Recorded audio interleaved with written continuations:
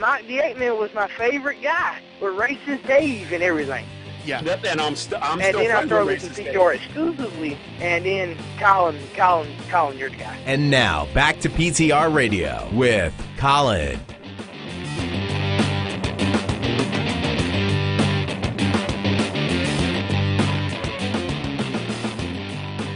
That's right, with Colin.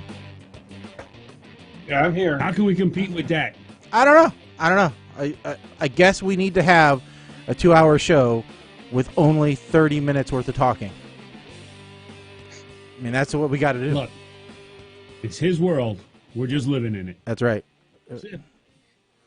That's what it is. Welcome, everybody, to PTR Radio here on the fabulous interweb. Oh, this is PTR Radio. If you're new to the show, welcome. If you're not new to the show and you've been listening for a long time, welcome back.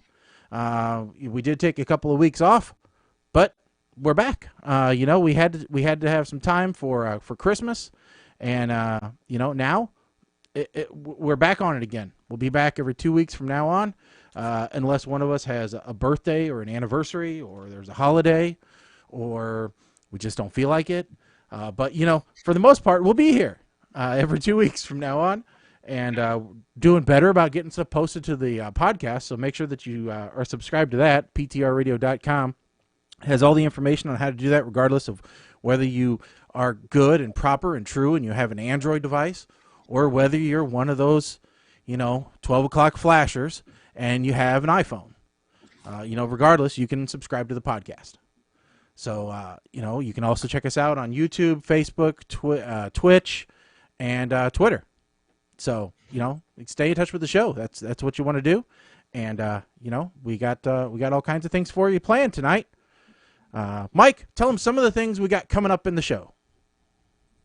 We got a lot of interesting things coming up in the show, most of which do not involve alcohol tonight.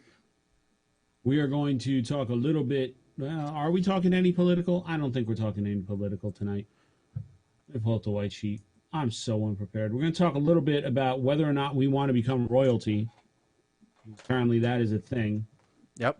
We're going to talk about the latest trend in men's facial hair, and spoiler alert, this is not it. We're going to talk about the biggest possible sphincter moment you could ever have in your entire life. Be facing a manatee. And this thing I heard about that supposedly this was supposed to be a sober month. Yeah, let's get into that right away. So there's this thing called Dry January. Okay, now I had casually heard about this, but the whole idea is that there's this thing called Blackout Wednesday. All right, that occurs in November, and it's the day before Thanksgiving. The idea is that you have to deal with your family all day on Thursday, so you need to get thoroughly smashed the day before. All right, and then we all know that in December there's a lot of Christmas parties. There's plenty of drinking going on there. You got New Year's. Okay, so between November and December, it's a pretty heavy drinking month. Plus, just in general, it's the season, right? I mean, what is one of the most popular gifts to give people during Christmas? Booze. Booze. It's easy. It happens, right? So somebody came up with this idea of Dry January, and it's a voluntary 30-day dry out. But the person that came up with that never thought that we'd be in the middle of a pandemic. All right? And civil upheaval.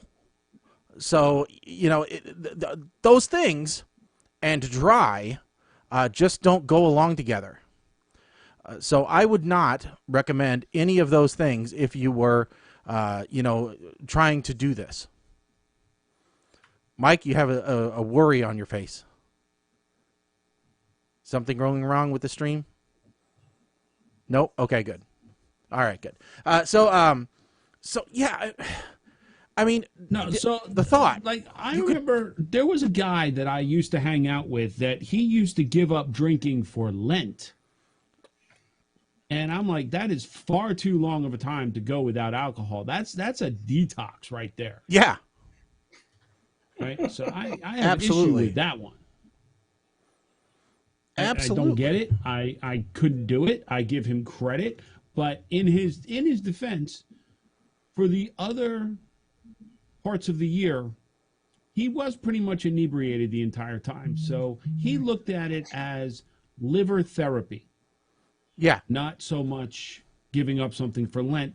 It was an excuse to give his liver a chance to regenerate. Yeah.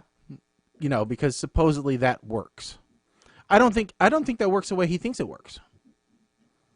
I have a feeling it doesn't work that way. I agree. Also, January and February, I mean, these are key football times. Why would you want people to say, "Well, don't drink beer in prime beer drinking season"? It doesn't matter because everybody's drinking those damn seltzer beers anyway. Oh man, my wife is big into those. But she's tried out just about every one that they have, and she only likes the Coronas and only likes the citrus flavors of the Trulies. I have heard the Coronas are probably the best tasting ones. I personally do not like seltzer to begin with. Yeah. I'm not a fan. I did have a 6-pack of Yingling Flight, which is Yingling's version of Michelob Ultra, which, when it comes down to it, is pretty much unflavored. It's beer-flavored seltzer. Mm.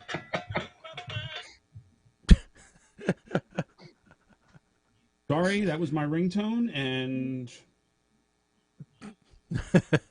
I have a feeling I'm going to have to step away and listen to that voicemail, but okay, we'll cross that bridge when we get to it. All right.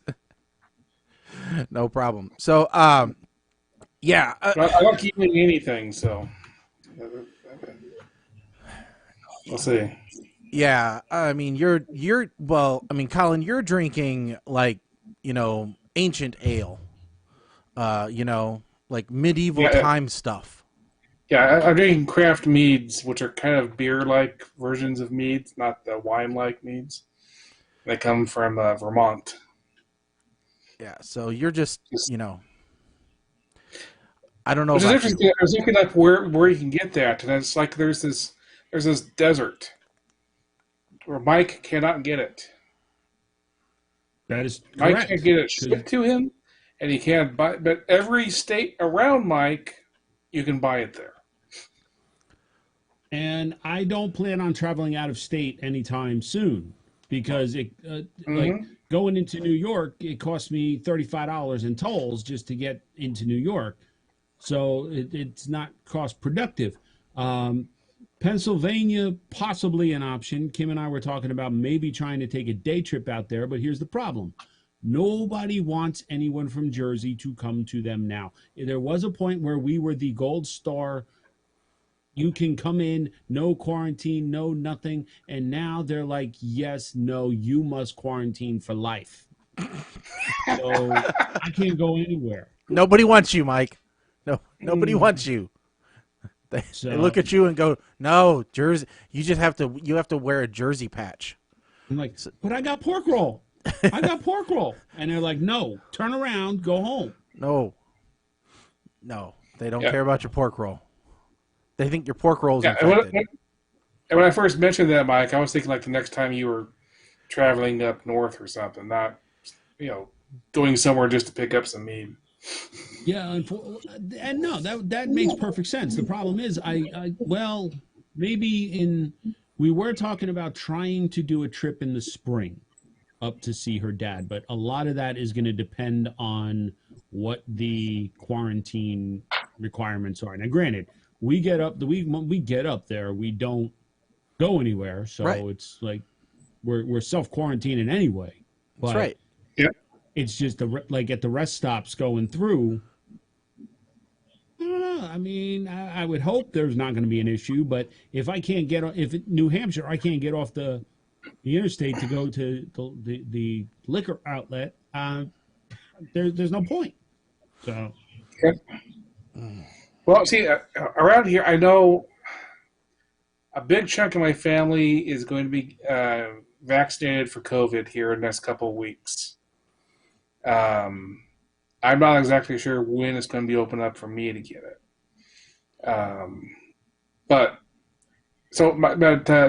planning to begin vacationing again in April.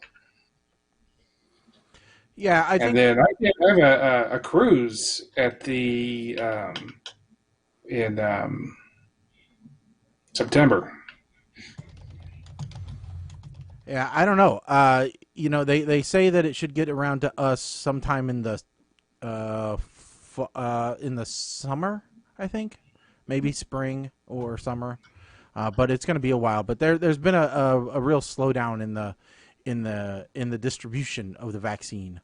But there's also been a big hesitation in people taking the vaccine. So I don't know. We'll see. We were just talking about the vaccine with family today. Like, for some reason, all right, so I was running a couple of errands with my mother today, and she's in her 70s, as is my stepfather, who, by the way, was able to walk down the steps today. Yay! Mm-hmm. So my whole thought here, like, I would have thought they would have been jumping at the chance. I was ready to help her sign up to get notified when they can get the vaccine. No, we don't know if we want to get it. Meanwhile, Kim and I both, Kim is already signed up in queue, so they'll let her know, hopefully in the next couple of weeks, she'll get an appointment. How she got rated ahead of me in the groupings, I don't know. But she did. I am not eligible yet. However, I am still going to go and get the vaccine when I am eligible. Mm-hmm. Yeah. The issue here is the online scheduling system. Apparently, it takes... they're booking out like a month right now. There are no appointments at any of the sites. To get your appointment is ridiculous. And this is where I get pissed off, because it always degrades into a political talking point. It's not that our governor is not, the system can't handle it and our governor's not doing anything to step it up. It's because the federal government has not released enough and has not brought into a whole lot, or has not ramped up production. Mm-hmm. Meanwhile, the data in New Jersey shows they have only used 27% of the vaccines on hand. And even if they ramped up to their best 7-day average, they would not hit 1 million doses in 3 months, which is what they have on hand, ish. So of course. There's definitely a problem with the distribution. Yeah. Of course, that's why she rated higher. She's needed somehow the animals. Yeah. How to say? Mm-hmm. Well, Kimberly's Council of Groundhogs got together and influenced the vote here. Obviously, she must have been in cahoots with China. Of course. So, but yeah, no. I mean, I don't know. I'm kind of looking at it as, if I don't rush out and get the virus or get the vaccine, that's the longer I get to work at home. That's one more excuse I have to continue working from home. So I'm going to hold off a while longer. I'll just, I'll let other people get in front of me. I'm a very giving person that way. I really like working from home. So I will, I get all those elderly people, get all the hospital workers, get all the policemen, everybody, everybody. Oh, people with young kids. Yeah, they need it. They didn't. Yeah. Mm-hmm, yeah. It's just me and the wife here. I'm good. I can go dead last. As long as I work from home, I'm happy. Yeah. Really happy. Yeah. I'm pretty sure I fall into 1C. So, that's the one I'm looking for, and I'm going to be getting vaccination as soon as I possibly can. They can put me in 99Z. I'm okay. But you said 1C in according to Illinois, right? Yeah. Yes. Okay, because I'm in 1C in Jersey, and there was a whole big thing in Jersey because they, without saying they moved on to phase 1B, that's pretty much what they did. They said that anyone 65 and older is now eligible. Okay. It was just 1A was healthcare workers, long-term care facilities, basically. Okay. Now, anyone over 65, pre-existing conditions. So I got to see if I can pull this up real quick because I'd like to play a game. Okay. Regarding this. It's a game we're all kind of familiar with, which is one of these things is not like the other. Okay. Let's see if I can find it real quick. Oh wait, here we go. Let me just Google it here. New Jersey COVID vaccine categories. All right, because 1B there's big jump, and I want you guys to tell me which one of these is not. Okay. When the website comes up, because apparently the website is crashing. Here we go. Okay, 1B. If you have cancer, chronic kidney disease, COPD, Down syndrome, heart conditions such as heart failure, coronary artery disease, or cardiomyopathy, obesity, severe obesity, sickle cell disease, smoking, or type 2 diabetes. So, which one of these things is not like the other? Smoking? Yes. Well, because apparently one of sucking these on cancer things- sticks. One of these things is like the other. Why did they have to separate out obesity and severe obesity? If you have severe obesity, you also have obesity. They don't need to put both of those there and make us feel really bad. They could have just said, hey, fat ass, you have a pre-existing condition. Hey, chubby, you're not big boned, you're just fat. Bones don't weigh that much. Oh, what I find interesting is that every time that I look at stats, they're trying to guess how many people match in each different category. 1C is by far the biggest category. It's like phase 2 is a smaller number of people than exist in phase 1C. Yeah. Well, here, other essential workers are 1C. Well, can't you say that you're an essential worker, Mike? I am an essential worker. You know? No, I am an essential worker. That's why I'm in 1C. So here in Illinois, 1B was 65 and older and frontline essential workers like police, postal service workers, grocery store baggers and stuff. You know, people who already were considered essential and are still, out there where people are. 1C is where they put all the medical stuff in Illinois. So that seems to be one difference between Jersey and Illinois. Yeah, the one difference, because, there's not a whole bunch of differences between our states. I mean, we're California East. I mean, it's... Yeah. Well, speaking of cancer, which was on that list, Mike, one of your childhood heroes was recently diagnosed with stage 4 cancer. Childhood heroes. Need I remind you that he was the SOB that canceled on us because of a couple of snowflakes? I was supposed to have a VIP meet and greet with this guy, and my dreams were crushed. Well, yeah, but that doesn't change that he was one of the people that you wouldn't have gotten the VIP ticket in the backstage and everything if you hadn't, idolized him in the first place. It doesn't change the fact. True. It's just okay. All right, fair enough. I know where you're going with this, but okay.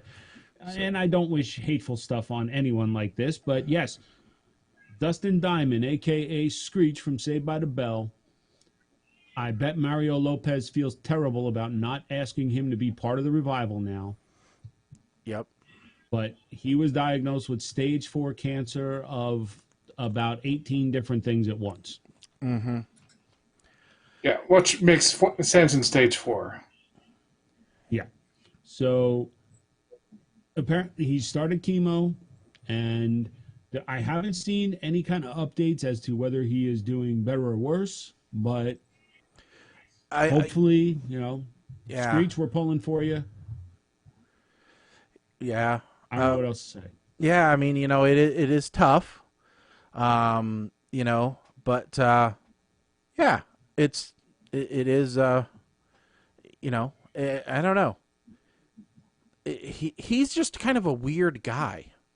I mean, he lost his house, then he was selling T-shirts, then he didn't get enough for the house, and then didn't he make a porno? He did a sex tape, yes. Yeah, so, I mean, I know that was around, I think it was around the same time that China from the WWF made a sex tape, and I don't know, maybe that, it's one of those, that section, fetish porn-ish stuff, I don't know. Yeah. In a way, it was sort of the second sex tape from Saved by the Bell. Well, yeah, and Showgirls being the first. And then he was supposed to wrestle somebody, and then he was going to do boxing. Yeah. I mean, he just had an odd career. I mean, the closest guy I could probably came up with is like Shia LaBeouf, right? They're very parallel. He's another one because now he's been blacklisted. Yeah. His career is over. He's hanging out with Emilio Estevez selling tiger blood, for God's sakes. I mean, boy, when they hit the skids, they really hit the skids hard. And Shia LaBeouf, this is he's always been a little weird, right? But the fact that he was accused of like going and hunting stray dogs by his ex-girlfriend. Now we have gone into, like, you can't make that kind of thing up. No, that's why it has to be true.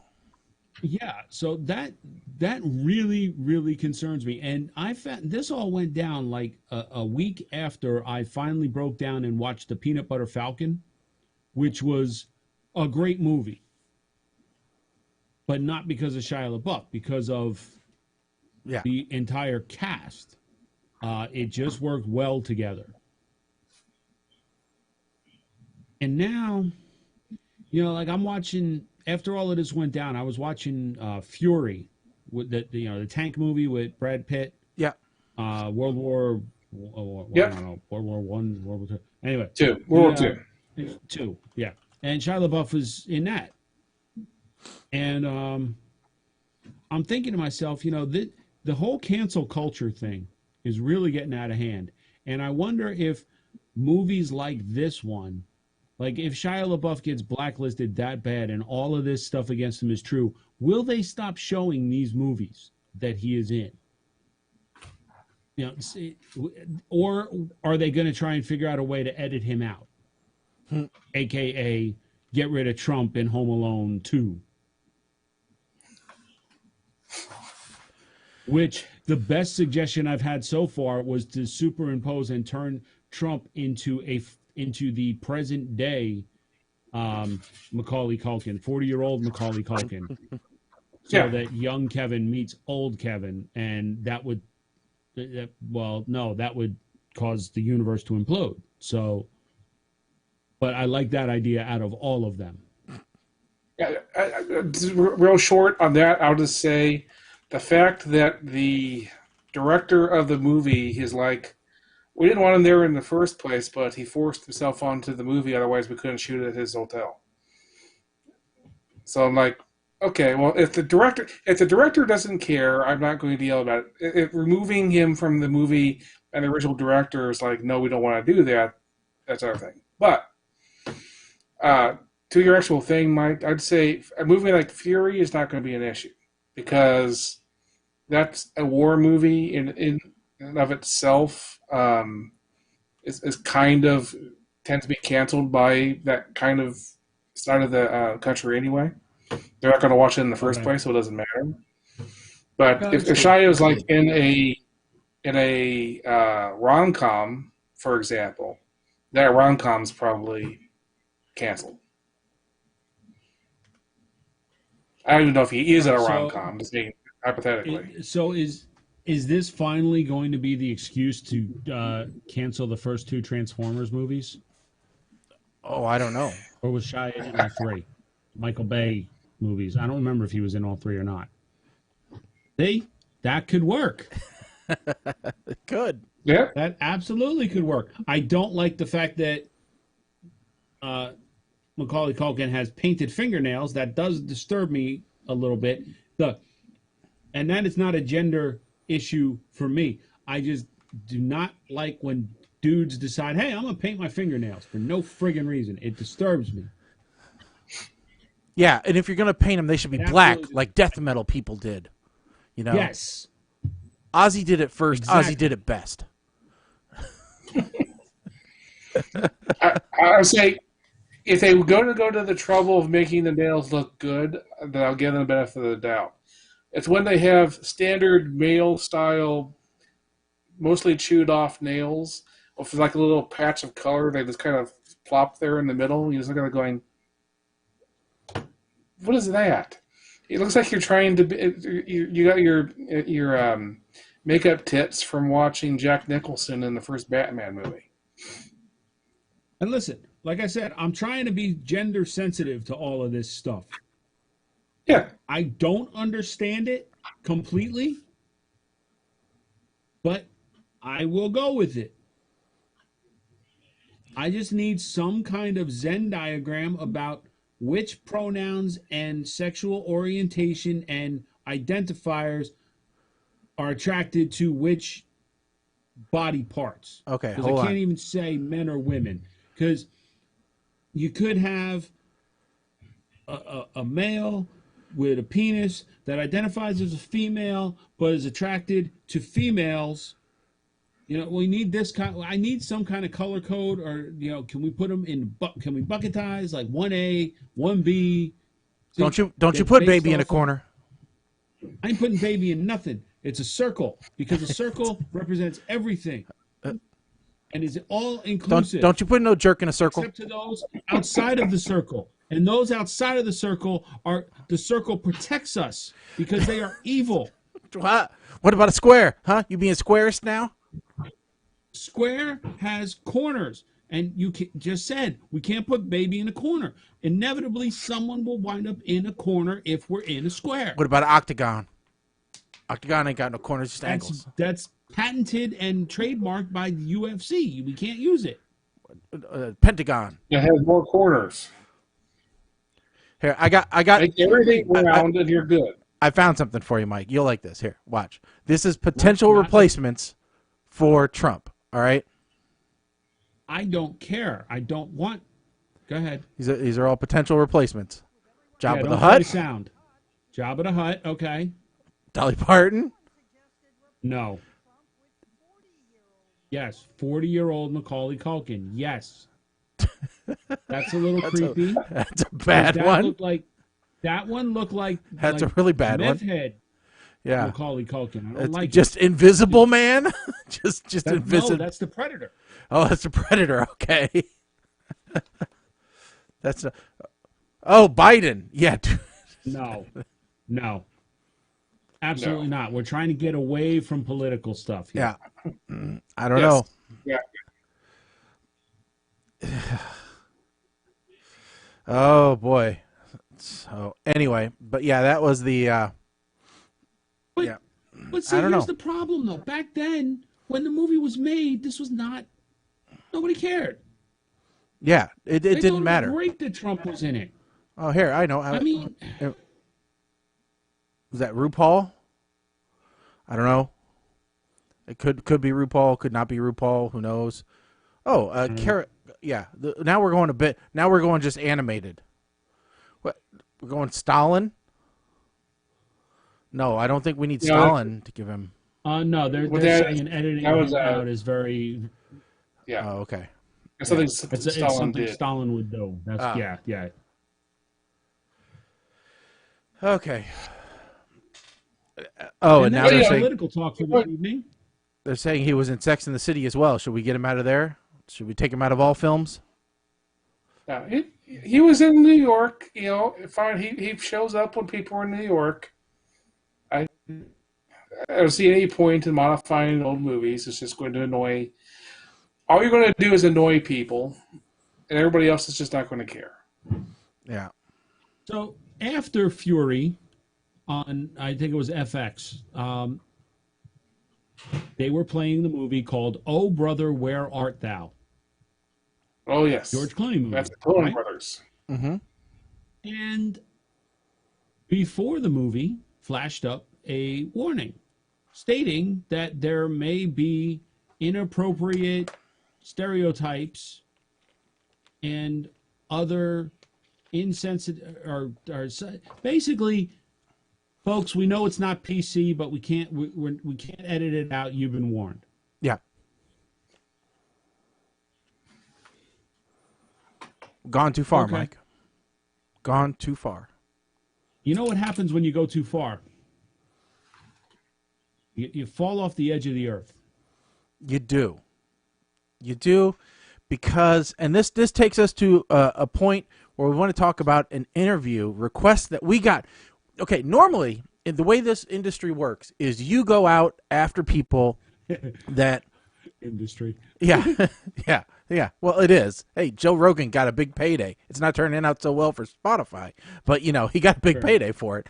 The way this works is we go after people to interview, right? We beg, borrow, and you know, make deals to have them on the show, you know? And usually it always fails. I mean, we couldn't get Gary Busey. We can't get a lot of people, but we try. For the first time in history, all right, we had somebody initiate an interview with us. They wanted us to interview them. Yes. Okay? They approached us and saying, hey, would you want to interview me? Yeah. And at first, I was astonished. I was amazed. I'm like, the email address is on the site, but who goes to the site? Who says, hey, these three guys, they're going to get my message. They're my people. Their audience knows me. What kind of person do you think looks at us three collectively and says, these guys are the ones for me to spread my news, for me to get my message out? Yeah, we would think drug addicts, right? Meth heads. People who think that Harold and Kumar was a documentary. Yeah, you know? Or people who are trying to get their movies seen. People who want to create a cult classic movie. You know, that's the kind of people we would, honestly, Screaming Monkey Media, is that who he did an interview with at one point, remember? Or like Three Apes Media or something like that? I don't remember. But it was something. You know, B-rate movie directors. That's who we are used to talking to. But no, the man who approached us to do an interview with him was a flat earth person who had done several interviews before with other shows and referenced them in his letter to us, asking us if we would be interested in having him on the show to discuss flat earth and why everyone is keeping the secret that the earth is flat and trying to control the public, making them think that it's round, spherical even. And so I never do anything in a vacuum. I always send it out to the group to go, hey guys, what do you think about this? Because in my mind, I'm a man of two minds, right? On the one hand, I go, hey, there's some people out there. We used to know some people who were the conspiracy theory, you know, the ghost hunters, you know, the Area 51ers, right? And as we've seen in recent weeks, there's a lot of people that are easily influenced and believes all these hoaxes and everything else. I mean, you know, and then there's the other side of my brain that goes, that might insult the current people, and that might not work. That might make people mad that you currently have. Plus, how the heck are you going to talk to this person? You don't believe what he's saying. So here's the issue, right? He's throwing out names of other podcasts that he's been on. Right. Decidedly, by the way, all of them, I don't know if you guys listen to them, but I listen to them a little bit. Decidedly podcasts in the same genre as him, right? Podcasts which talk about conspiracy theories. Podcasts that talk about flat earth. Podcasts that talk about government, intervention. We don't do that. No. So, at least not seriously. And I'm curious, I kind of wanted to pass him along to our good friend Big Sal, who is on a podcast called The Conspiracy Horseman. Seems like that would be a perfect fit, not us reviewing bad movies. Yeah. But I went through and I watched a couple of clips, the 4-minute trailer. And for the record, before I watched any of it, my first response I responded back right away. I said, absolutely not. We are not. No, I refuse. If you want to interview him, he can have my corner because I'm not coming in that night. Yeah. In fact, you can have the entire half. Yeah. And it should be you and him. And like I said, I was of two minds, but the mind that said, you can't talk to this guy because you're either going to offend him majorly or just sit there blankly for 15 minutes, which is all the time he was ever going to get. The scarier part is that it was going to turn into like the Chewbacca defense, where I'm just going to be like, well, wait a minute. I have no way to counter what you just said. Therefore, it must be true. And suddenly, my brain would it'd be like, yeah. Let me just put my brain in a jar over here because I'm useless now. Yeah. Because you can't counter the stuff people just say. It's like when your parents said, because I said so. Yeah, that's not an answer. There are entire YouTube channels dedicated to debunking flat earthers. Yeah. And they work very, very hard on those channels because they are dealing. Well, one thing they like to do is they go and they do an effect on the original videos they're showing of the flat earthers to make them all clowns. Mm-hmm. Yeah, I mean, it's you cannot treat them seriously. You have to treat them like they are. Yeah, which they are clowns. And we don't do that. We're not a prank show. We're not a make fun of people show. We don't look down. I mean, if we make fun of somebody, it's in good fun, right? I mean, we're equal opportunity here. We don't look anybody, and say, ha ha ha, it's all on you. You're terrible, and you're always going to be terrible, and you should kill yourself. I mean, we don't do that. We couldn't live with ourselves if we did that. So. No, I'm not going to laugh at the flat earther. They're obviously mentally ill. Yeah. They need help. They don't need me laughing at them. No. Nor do I necessarily want to be associated with them in any way, shape, or form. That's the bigger thing. Do not in any way want to be associated. No, and that's exactly why I said absolutely not. It's but I thought, I'm like, oh, well, just the fact that somebody wanted us to interview them makes for a good show topic, because the mind of a person who thinks these three will obviously want to hear what I have to say is just crazy cuckoo bananas. Yes. And for anybody who's thinking about that in the future, just understand, I will watch SpaceX videos over and over on a loop.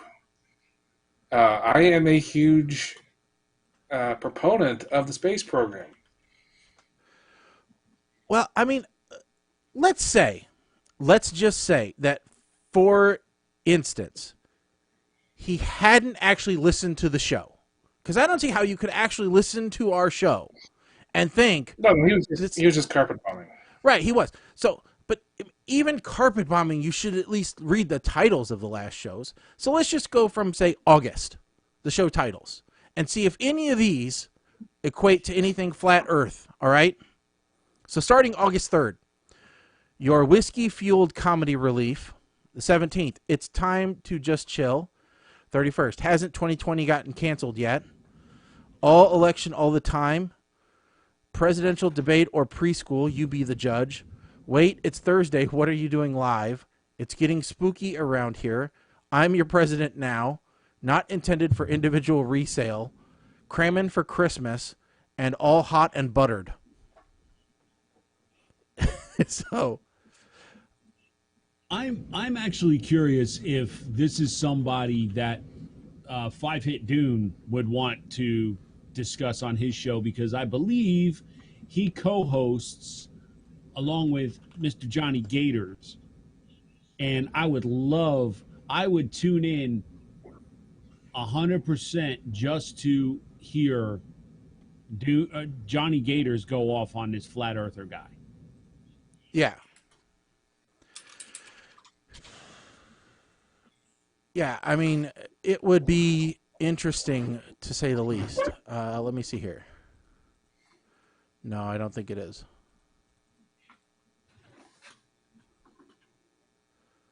And by the way, I am quite impressed. I looked it up. The production company was Flying Gorilla. Okay. I'm impressed that you remembered that, because someone was the name of the web series, and I believe it came out a decade ago. Well, every once in a while I get one lucky. So, and now I don't believe it is. That's the problem. Sorry, Dune. I was trying to see. And do you have reception in your bunker? That's the other question.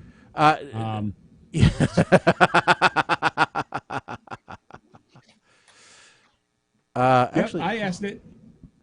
Mm-hmm. Yeah, you did. Let's see here.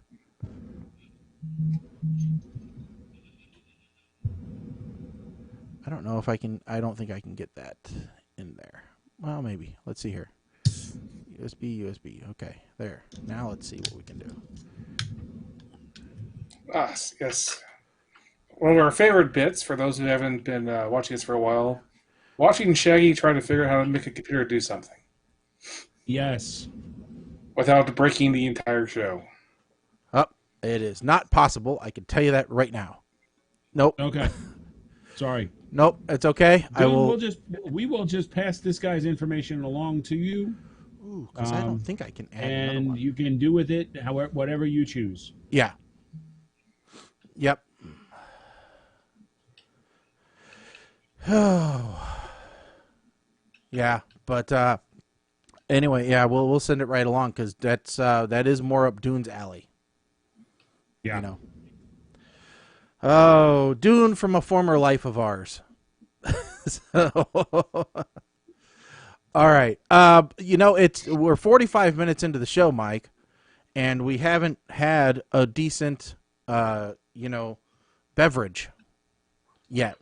Well, you may have heard me crack open my another can of my Bradley Beach Winter Friend, because right about now, couldn't we all use a friend? We could. So let's try going to the bar.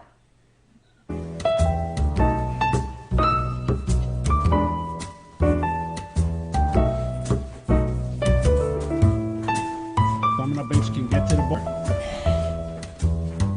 Can't get the phone working.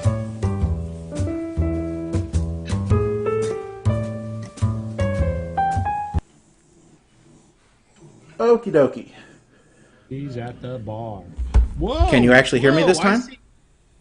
And I see Aviation Gin. What's up with that? Yes, Aviation Gin, because tonight we're actually making a brand new cocktail.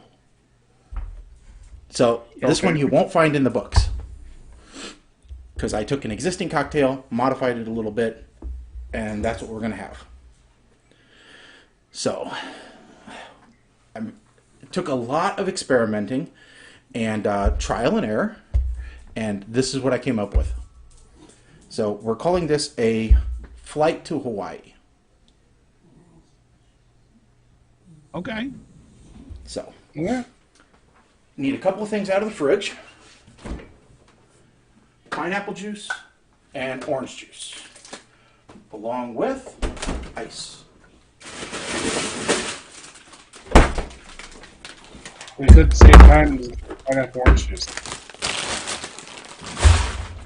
Huh? I said love you how could save some Shane time and has just buy some giant- pineapple orange juice. I love how you have giant Ziploc bags of ice. That I love that. Well, this ice maker doesn't actually work. So the first thing you do, fill your shaker up half with ice.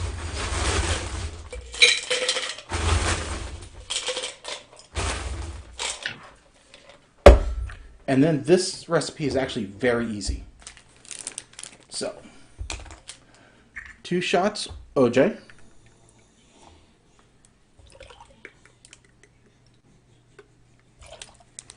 And then 2 shots pineapple juice. Which, by the way, if you're mixing cocktails at home, I recommend these little cans. It'll keep you from throwing away a ton of extras. Then, 1 shot aviation gin.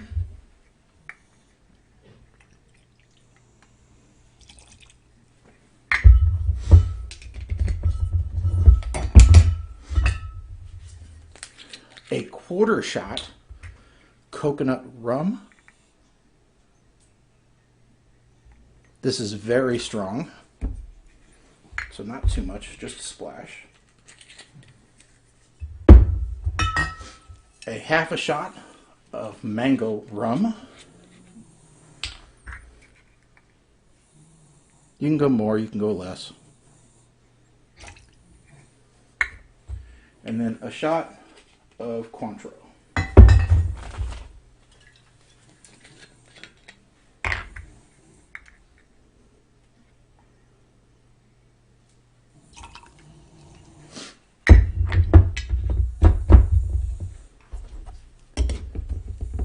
Put on your top, shake.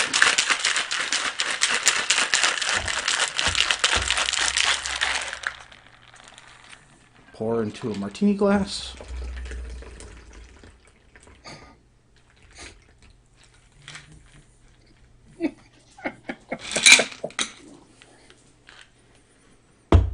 And there you go.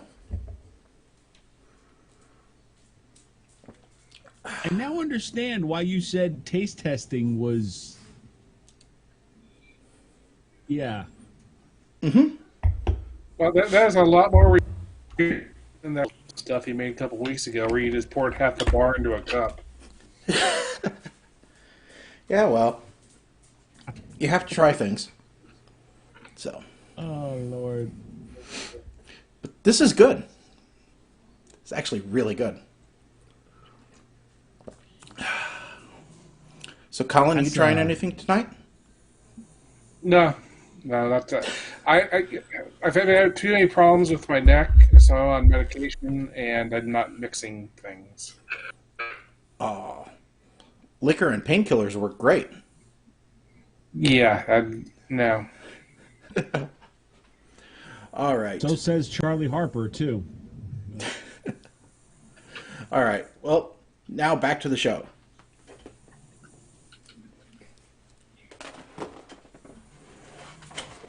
And nothing's You in the forgot to control push the room, button. but that's okay. Okay, that's cool. Too drunk, he forgot to push the button. He's gonna get back to his desk and he's gonna push the button then, but he's already gonna be at the desk. I see a popcorn maker. I want to know when we're gonna get popcorn Yeah. or cotton candy. I see popcorn maker. We still see the bar, Sorry. toaster oven, a blender.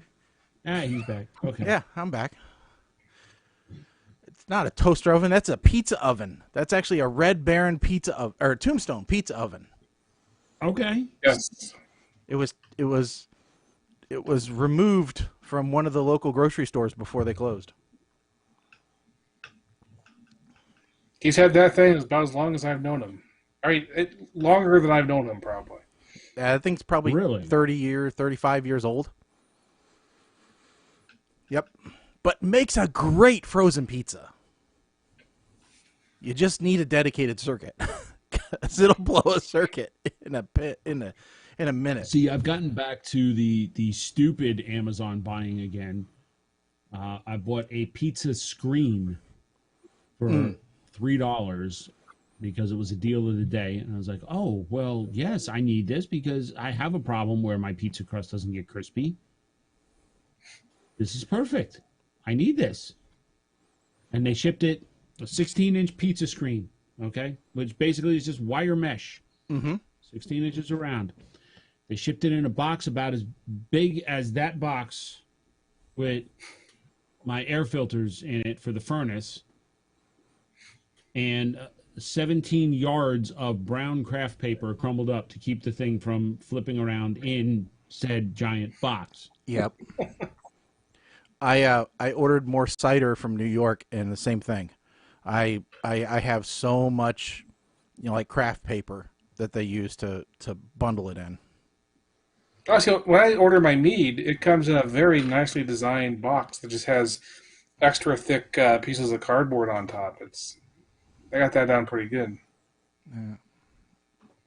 But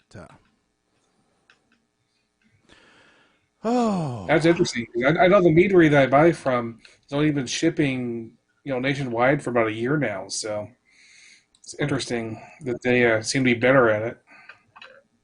Okay, I'm not sure. Is this because what do you mean? our biggest fan is criticizing the bar segment? What Mama Blair? What? Don't you like a good drink? That was a lot of research that went into making this drink. Mama Blair, come on. Trust me. Thank you for listening. But My wife and I drank a lot last night. I had to make 8 of these things. You know what you should get? You should get one of those. I saw it popped up in my news feed the other day. It's like a double-walled aluminum growler, but now they make a draft top for it, so you can use a CO2 injector to pressurize and just dispense. You should just, if you're gonna make drinks like that, well, yeah, for but the entire family for the night, you should just get one of those. Well, yeah, but see, the thing is, when I was experimenting last night, I was playing around with, okay, how much of this versus how much of that, and what if I substitute this instead, and so I was really, it's just like any recipe. I was just trying different things out because the first recipe I had called for a whole ounce of coconut rum. Oh, it was like you were eating a coconut. That's oh man, it was so overpowering. No, I'll say that drink was interesting. I will give that drink being interesting. I still need to. Now I got to look for mango rum because I'm like, yeah, that's Parrot Bay. It's actually pretty good. As it is, I got all this freaking cheap ass flavored whiskey I got to get through. So starting next show, I'll be back on the whiskey train. Well, we Mark went your to calendars, folks. We went to the liquor store yesterday. I bought peach rum, coconut rum. I bought peach brandy. No, pineapple rum, coconut rum, peach brandy. I also bought I think like a bunch of different seltzers for the wife, and yeah, the only thing I didn't get that I meant to get was a bottle of triple sec. I need to get one of those because I keep using the Cointreau, and that's a lot more expensive than triple sec. So yes, it is. But good. No, yeah, I had a lot of these. Last night. But this is by far the best version of that recipe.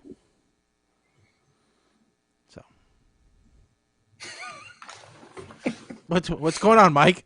Is there somebody? Do you have a clogging problem? No, I have a dog chewing on a bone problem. Apparently. Oh, okay. Have you've seen those commercials, right? Yes, the clogging problem and the fencing problem. And now there's a problem with the pipes. Did you see that? I with the just Piper saw that one? Yes. Yeah, that's a new one. That one I actually. Okay. I kept thinking, I'm like, what else are they going to do? What else are they going to... Come on, give me another pun. I need a new pun. An ant problem? Yep, the ant problem was good. But what's going to be the next one? I have no idea what the next one's going to be. I don't know. Wow. I actually don't know what one you're talking about because I rarely watch commercials. So. Nah. Well, aren't you... When they commercial before. Oh, but we should talk about the Discovery Plus started, right? In between our last show and this one. And I actually signed up, and I'm a little pissed off about it. Why? Okay. No live. No live. There's no option to watch any of their channels live. And their shows aren't up to date. Not all of them. So, because like the big reason why I got it was because I'm like, oh, if they do this and they show live, or if they show, or if at least they're up to date, then I can cancel Dish. I can just completely get rid of it. This will be awesome. But because my wife watches Cooking TV, Food Network, mostly, and then she watches Hallmark, which I can get the Hallmark channel. So on streaming, that's not a problem. And, I've got all of the Murder, She Wrote, Matlocks, and Perry Masons, so she can just watch those on a loop. I don't care. But she wants to watch all the Food Network stuff. Well, there's no way for me to do that.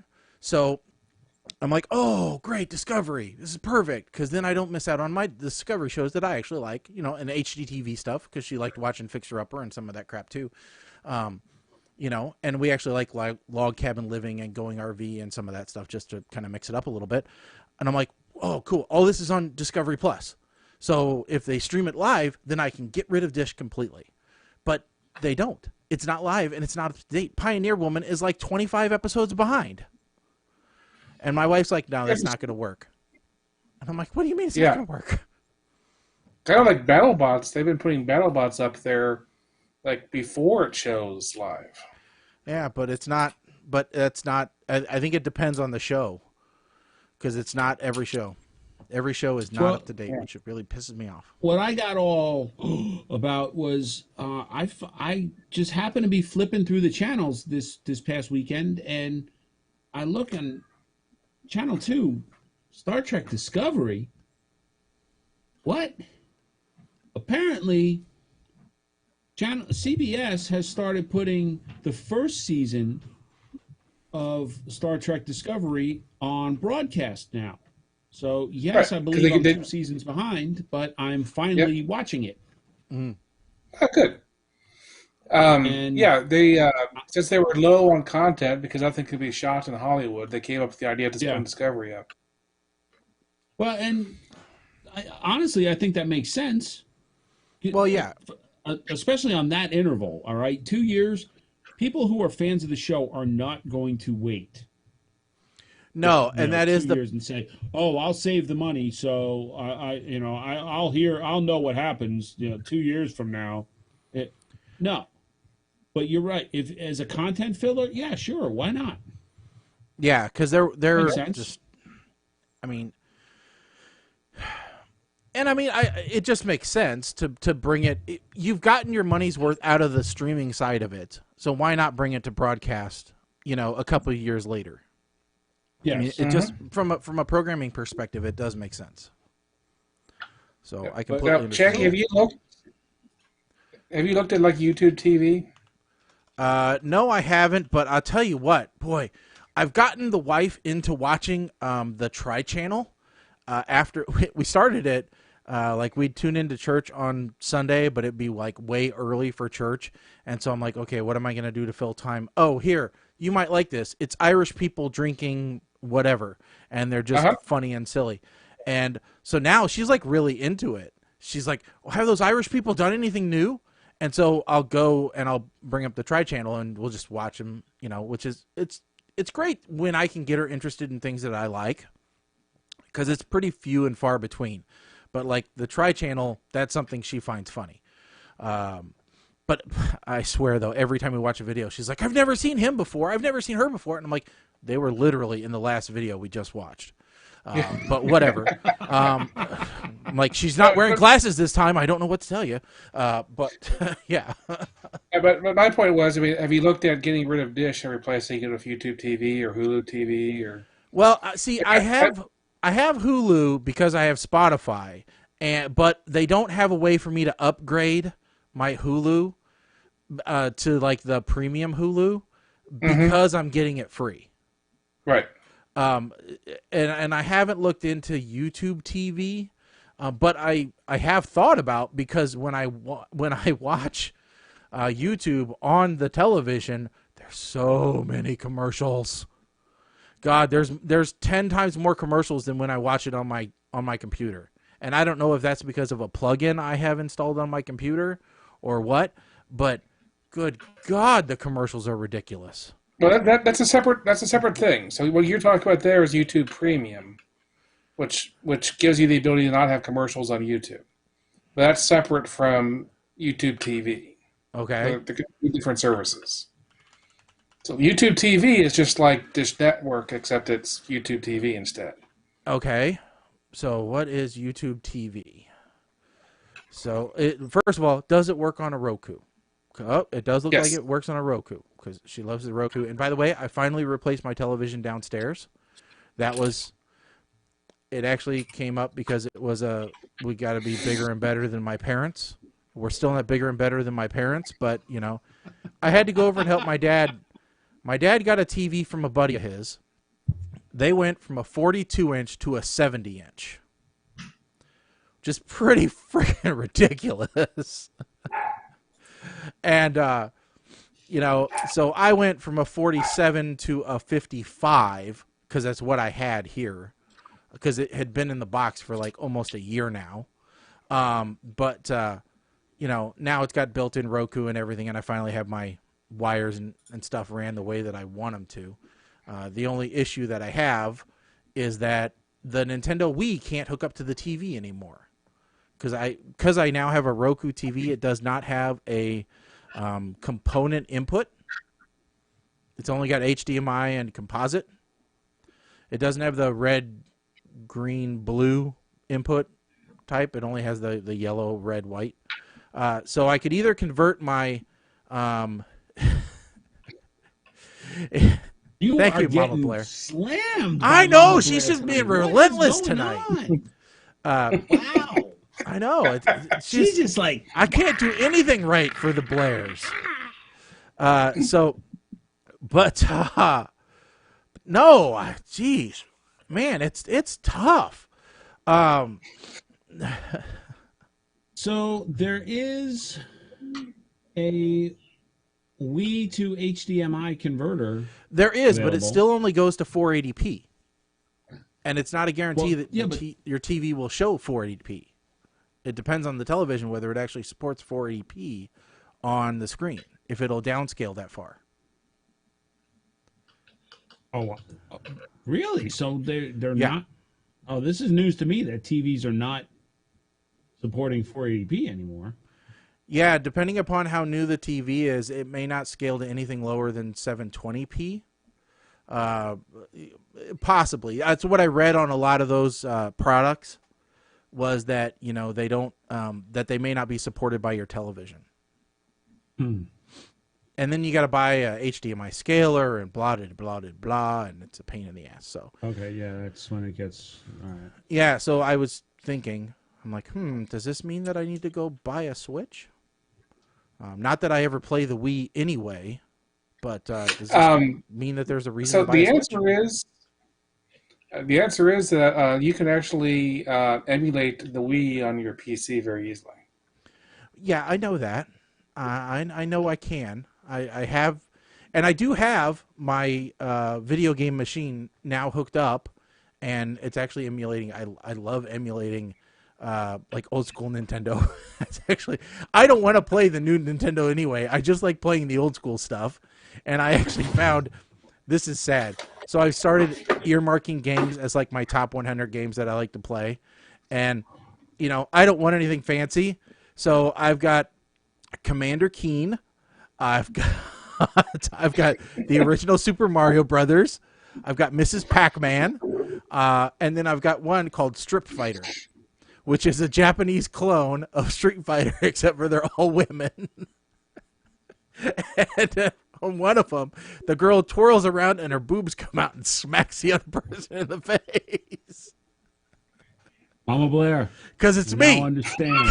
Because it's me. Now understand. I get it. This is why he's being banished. I'm with you now. So, you know, like I was looking out there, and I still have my PlayStation 2 hooked up. I haven't played it in probably at least 5 years or more. Yeah, I sold mine a long time ago. The only game, and this was the second edition, the slim version. Oh yeah. So it's literally about the size of a DVD case, right? Mm-hmm. And the only games that I really played on it, I played Def Jam Fight for New York because it had every rapper in existence in like in a fighting style game. A couple of the Need for Speeds, and Ace Combat. The only aerial fighting game. The only game I ever played was SSX Tricky. That was the only one I ever played. That was a good game. I think I had that was snowboarding, right? Yeah. Yep. Yeah. Yep. I think I had that for PlayStation 1. But I don't like even some of the games that I played online. Yep, they're gone. Thanks, Flash. Bye. Gone.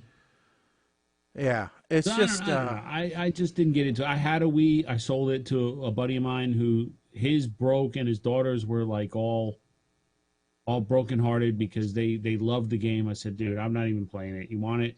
Here. Yeah.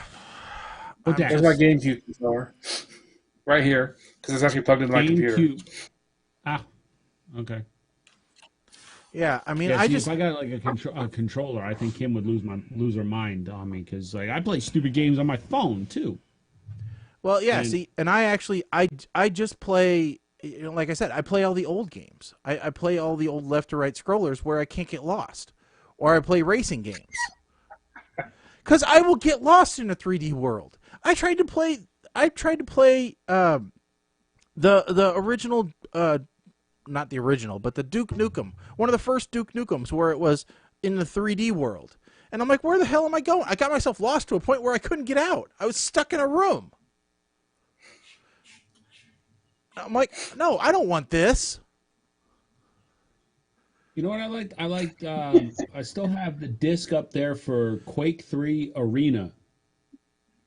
Mm-hmm. Because that was like capture the flag team style fighting. And that was actually the first computer game I ever bought. And I bought it because I knew there was a blizzard coming in that I was going to be stuck in the house for a couple of days. And I knew I had absolutely nothing to do. So Here we are.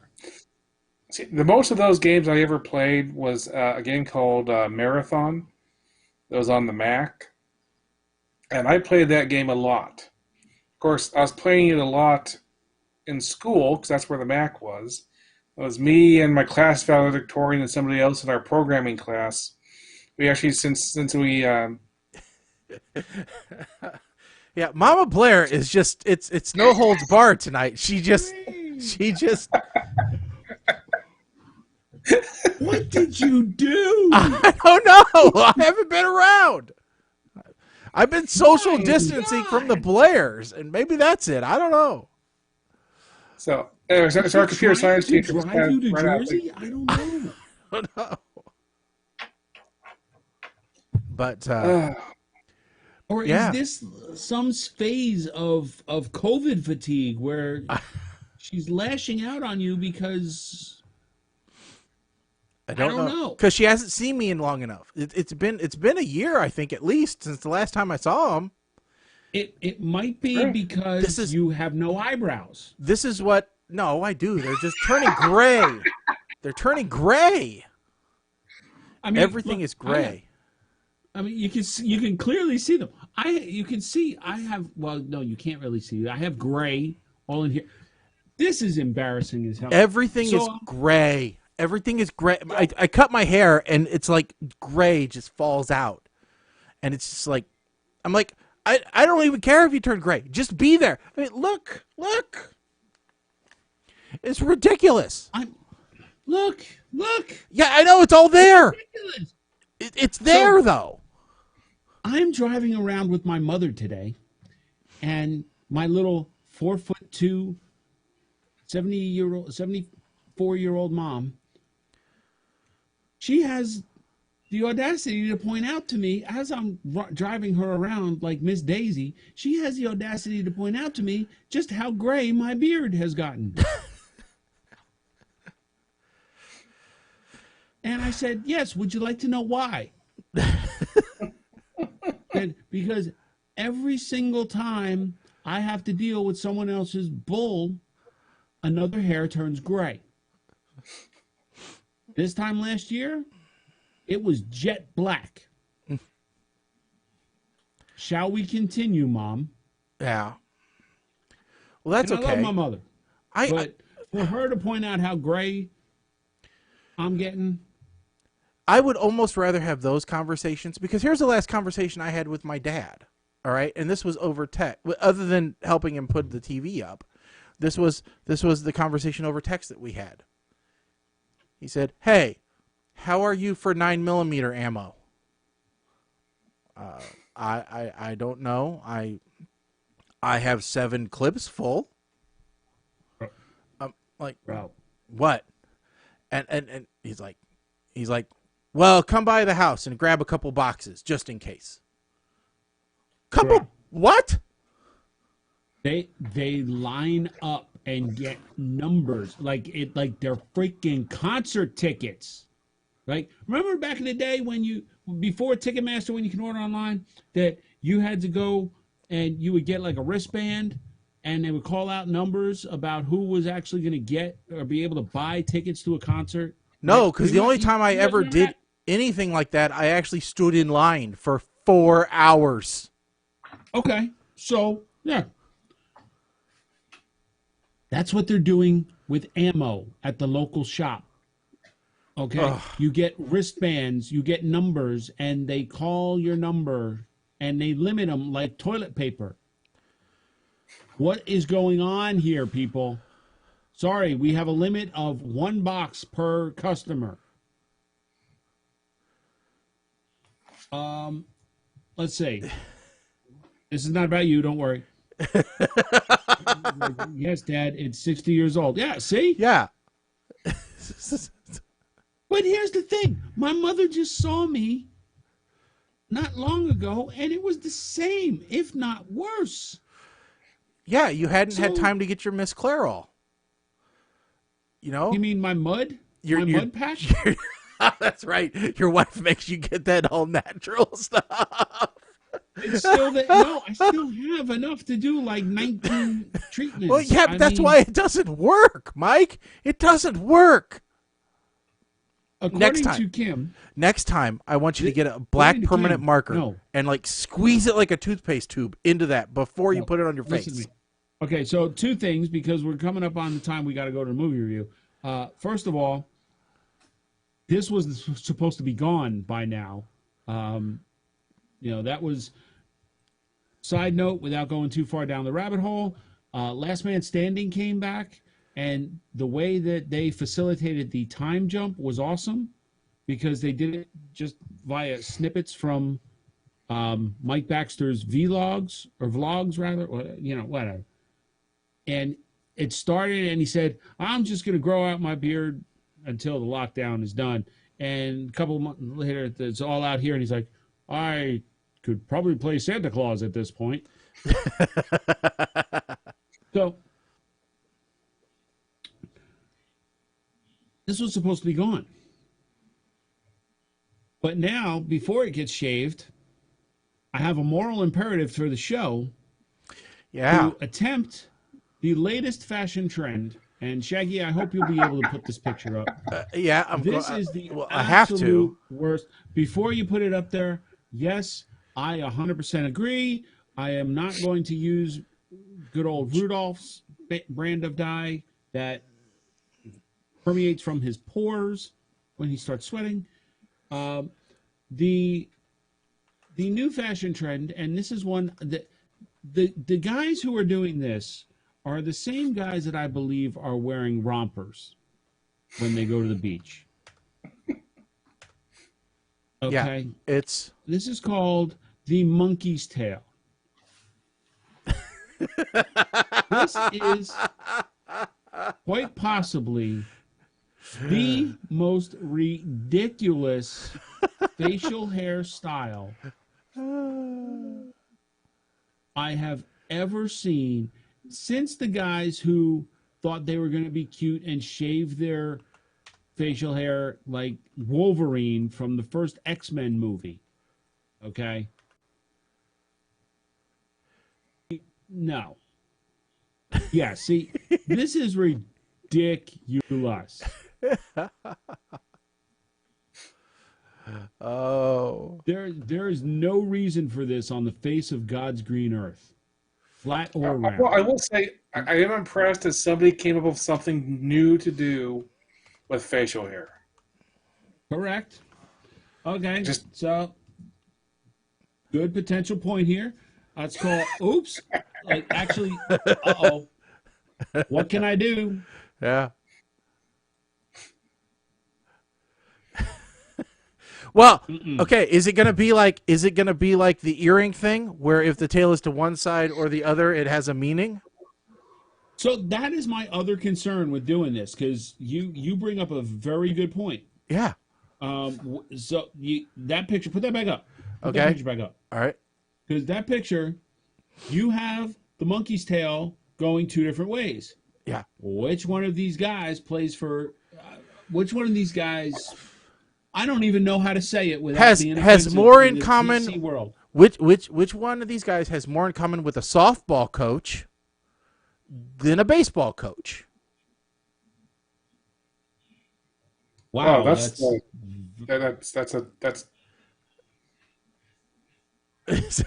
not sure how to quantify that one. Which one of them is attracted to someone with the same parts versus different parts? Comment of the night here. And it's not even from Mama Blair. Does that make your ear the monkey's butthole? Wow. But this is probably one of the best pictures of all of them, and is right here. Scared anytime he does a lead up like this. This dude.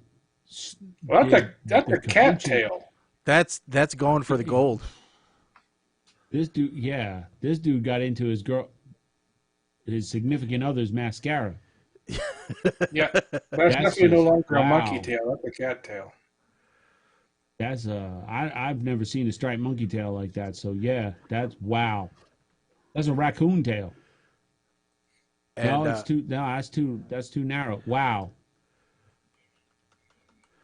This guy. Look, I did some stupid stuff in my youth. Like I had the lines shaved in my head. This dude is just. That's more like the psychedelic swirl than the monkey tail. Oh, all right. So, do you still have?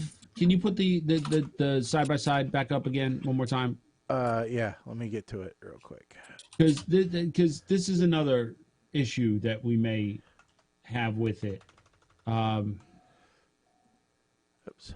I don't know if this is gonna come up. So, yep. All right. So, I don't know if Yep.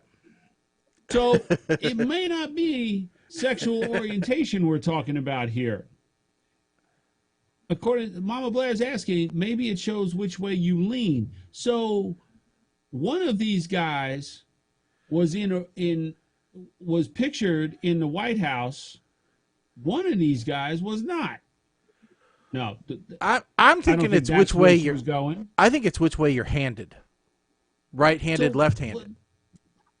But which one of these? So I don't know. And again, can we put this in the same PowerPoint deck as the whole gender equality, non-gender, binary, non-binary relationship I don't know. Can we just go to the movies now, please? Because we're going down a rabbit hole that could get me in some kind of trouble with someone. I don't know. Hold on. Did you just send us? What was that? I didn't send nothing. No, this is just beyond Trey stupid. This is a guy who likes the Saw movies way too much. What I was gonna bring up this guy here who got into the markers. This guy, maybe he did this for Movember. Could be. The pink represents specifically he was growing this out for breast cancer research. But therein lies the problem, is the fact that you have to shave in order to achieve the monkey's tail. And you're not going to tell me that dye isn't going to leave something on his skin. So even if he shaves completely off, he's going to end up with a pink question mark. No, because the stuff that I used, granted, neon pink does not occur naturally anywhere that I'm aware of that you might be able to buy an organic hair dye. But Cyndi Lauper used to just use food coloring or Kool-Aid or Hawaiian Punch or some ridiculous thing. So look, even the soulless gingers are getting into it. I mean, it's pretty bad. Oh my God, now I know what the problem is. Really, dude? Yeah. You are getting slammed by Mama Blair all night long, and you go down the ginger road. Wow. Sorry. Brilliant, you fool. Sorry, I didn't Mama even Blair, think about that. On behalf of Shaggy, I apologize. Oh my God! Hold on, Mike. You got to look at this one. This one is, I would say, très magnifique. You don't have to look at nothing. What is this? This is the one I was saying. This guy is a fan of Jigsaw from the Saw movies. Yeah. This is just too much. Well, so